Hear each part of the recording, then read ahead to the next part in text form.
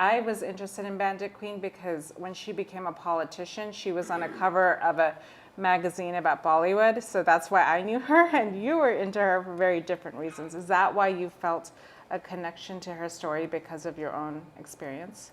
Yeah, and I think it also raised questions for me about where you draw the line, and I think that's the question we always have with vigilantes is like, wow, this is so cool, and then all of a sudden you're like, ooh, I don't know if that's okay.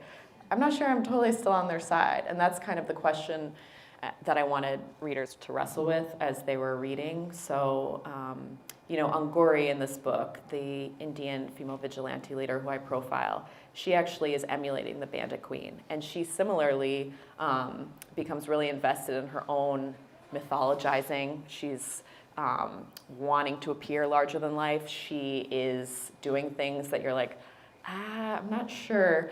Like at some point, she kidnaps a mother who has witnessed a gang rape in order to get that mother to give up the names of the rapists. And she was bragging about that to me, and I was sort of like, this is the moment where I start to take a step back. And she also, as you read in the book, has entered politics, and she didn't want to tell me that she was entering politics because, as we know, politics in many places around the world is associated with corruption. And so I was actually there in northern India reporting on her, and she disappeared and said, I'm going to be gone for a day. And then I drove into town. There was a giant billboard with her face appearing at a political event.